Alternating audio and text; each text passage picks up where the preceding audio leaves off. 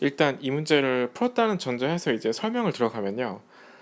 일단 이 문제 같은 경우는 제가 그 3, 4년 전에 그 토익 시험장에서 실제 봤던 문제랑 되게 비슷하면서도 완전히 다르게 만들었거든요. 그리고 저는 그 당시에 그 문제 자체가 파트 7에서 그 단어 문제였는데 그 하티에 이게 밑줄이 딱 그어져 있고 이 단어의 유의어로서 보기 선지의 satisfying이랑 abundant가 있었어요. 그래서 저 같은 경우는 이제 abundant가 맞다고 생각해서 답을 썼는데 저는 그 당시에는 이제 그 또 다른 사이트 가서 답을 맞춰보니까 전 답이 맞은 줄 알았거든요. 근데 이제 나중에 시간이 한 몇 달 지나고 나서 토익 학원에서 문제 풀다가 이제 그 보니까 그 실제 똑같은 문제를 그 선생님이 이렇게 주셔가지고 우연하게 푼 적이 있었어요. 그래가지고 제가 이 기출에서 풀었던 문제인데 하고 보니까 이게 답이 satisfying이더라고요. 그래가지고 그때 좀 되게 좀 살짝 놀랐었거든요. 그래가지고 시간이 지나고 한번 그때 그 문제가 되게 괜찮아서 다시 한번 문제를 만들어 봤고요. 일단 그 설명을 하기 전에 일단 그 밑줄 뒤에 브렉퍼스트가 있고 이 브렉퍼스트와 어울리는 그 형용사 표현을 이렇게 살펴본다면은 어 3번의 에너제릭 같은 경우는 이게 에너제릭 브렉퍼스트라고 이게 실제로는 쓰지 않는 표현이더라고요. 그리고 이제 그 에너제릭 같은 경우는 뭐 에너제릭 웰컴 이런 식으로 뭔가 이제 격하게 이렇게 에너지를 가지고 이렇게 환영을 해준다 이런 보통 이런 뜻으로 쓰이기 때문에 이 브렉퍼스트랑 아예 안 쓰기도 하고 의미적으로 봤을 때도 이게 매치가 안 되거든요. 이 두 단어만 봤을 때 그렇기 때문에 이 3번은 오답이 되고 그리고 나머지 1번과 2번과 4번은 브렉퍼스트랑 다 이렇게 쓸 수가 있어요. 그렇기 때문에 이 문장을 구체적으로 이제 해석을 해서 그 맥락을 봐야 되거든요. 일단 해석을 해보면은 음,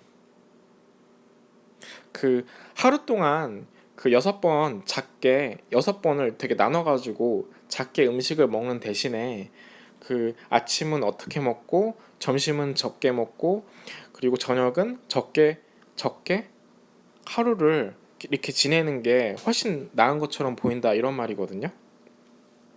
그랬을 때 satisfying breakfast라고 생각을 해보면은 일단 그 satisfying이라는 건요 그 뭔가 만족을 준다는 거잖아요. 그러니까 이게 뭔가 100을 완벽한 그 이상점으로 봤을 때 satisfying 거의 한 70%나 80%의 만족 같은 어감으로 느껴지고 또 이게 개개인마다 satisfying은 만족의 기준이 다르거든요.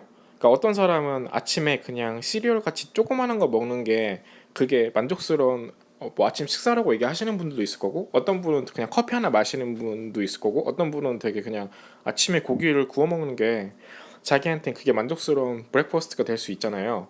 그렇기 때문에 일본 같은 경우는 물론 그 사람에 따라서는 이게 굉장히 많이 먹는 브렉퍼스트다라는 의미로 satisfying이라고 얘기할 수도 있겠지만 되게 의미가 되게 다의적으로 여러 가지 의미가 쓰이는 상황이기 때문에 이 1번이 구체적으로 이 예문과 그 의미를 정확하게 찝어주는 느낌은 들진 않거든요. 그렇기 때문에 1번을 일단 보류를 해놓고 그리고 이제 2번을 보면은 abundant라고 하면은 이게 양적으로 그 영영사전을 찾아보면은 allowed of랑 유의어이기도 하고 아니면 more than enough 그러니까 충분한데 충분한 거를 넘어서는 되게 좀 약간 과한 정도의 그런 브렉퍼스트를 의미를 하거든요. 그리고 뒤에 보면은 small, lunch and light super 이렇게 나와 있잖아요. 그렇기 때문에 이게 뒤에서는 되게 작게 먹고 얘는 좀 많이 먹는다. 그리고 또 뒷문장을 보면은 6번 작게 먹는 대신에 아침을 되게 많이 먹고 점심은 조금 먹고 저녁도 조금 먹고 이렇게 하면 이게 문맥적으로 그래도 딱히 어색해 보이진 않거든요. 그래서 2번이 답인가 한번 이렇게 보류를 해놓고 그리고 이제 4번을 보면은 이게 이제 healthy breakfast라고 하는데 이 healthy breakfast라고 하면 보통 구글에서 이거를 찾아보면은 그 되게 막 토마토라든지 뭐 이렇게 되게 몸에 좋은 그러한 음식들이 그렇게 많지도 않고 그냥 되게 적당량 있어가지고 그런 식으로 이렇게 있는 걸 보통 헬스 브렉퍼스트라고 하는 것 같더라고요. 그래서 되게 몸에 좋은 건강식이라는 그런 의미가 있기 때문에 약간 여기에서 말하는 그 맥락이랑 살짝 좀 다른 느낌이 들어서 답은 이제 결국에는 2번이 되고요.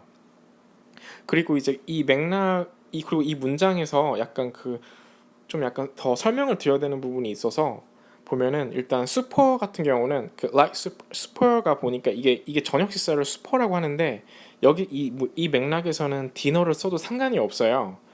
그리고 수퍼 같은 경우는 디너보다 좀 더 가벼운 그냥 저녁 식사의 느낌이다라고 이런 굳이 의미 차이를 구분하면은 약간 그런 차이는 있는데 여기서는 디너라고 써도 상관이 없고 그리고 또 뒤에 보면 playfuls라고 이 단어가 있거든요.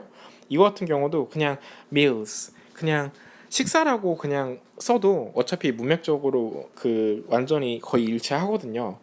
그래서 이걸 이제 설명을 드렸고 또 이 아티클에서 이 뒤에 내용을 이제 언급을 해야 될 것 같아가지고요. 이게 전반적으로 어떤 내용이냐면은 그 사람들이 이제 다이어트를 해서 살을 빼는데 이제 두 가지의 그 식단이 있다는 거거든요. 그러니까 첫 번째는 이제 다이어트 B라고 불리는 게 있고 아마 브렉퍼스트의 그 B를 얘기하는 것 같아요. 그러니까 아침을 많이 먹는 식단이고 두 번째는 이제 다이어트 6M이거든요.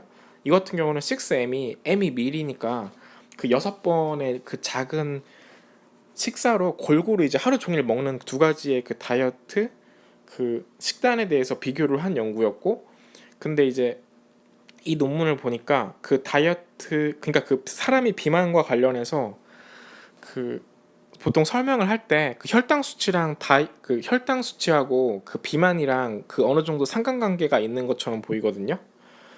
그래서 그 만약에 내가 하루 종일 그 음식을 적게 거의 골고루 쭉 먹으면은 이 음식물 자체가 그 내 몸에서 분해되면서 그 혈액으로 포도당으로 이제 흘러가니까 그 거의 하루 종일 그 혈당 수치가 거의 높아져 있는 수치로 유지가 된다는 거예요.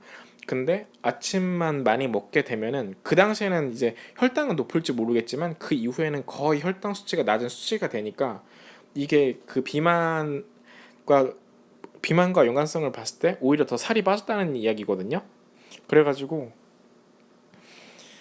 이렇게 설명을 드리면 좋을 것 같습니다.